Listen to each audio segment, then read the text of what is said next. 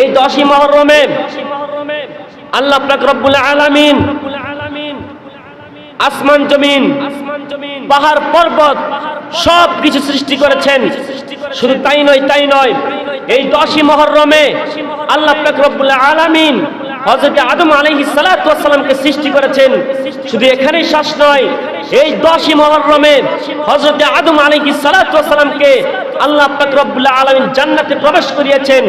শুধু তাই নয়, এই 10ই মুহররমে হযরত আদম আলাইহিস সালাতু ওয়াস সালামকে আল্লাহ পাক রব্বুল আলামিন জান্নাত থেকে দুনিয়ায় পাঠানো হয়েছে।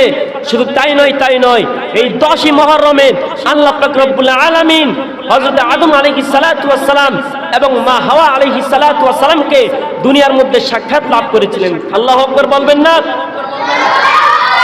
তাই নয়, এই 10ই মুহররমে হযরত ইব্রাহিম আলাইহিস সালাতু ওয়াস সালাম আল্লাহ পাক রব্বুল আলামিন হযরত ইব্রাহিম আলাইহিস সালাতু ওয়াস সালামকে নমরুদের প্রজ্বলিত অগ্নিকুণ্ড থেকে রক্ষা করেছিলেন।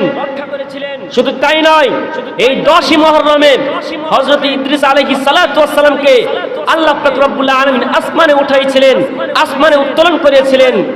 এমনি ভাবে অনেকগুলো ঘটনা ঘটিয়েছেন এই 10ই মুহররমে। কিন্তু সব ঘটনার মধ্যেও সবচাইতে মর্মান্তিক হৃদয় বিদারক ঘটনা হচ্ছে ইমাম হোসেন রাদিয়াল্লাহু তাআলা আনহুকে কারবালার ময়দানে শহীদ করা হয়েছে। ঠিক না ঠিক?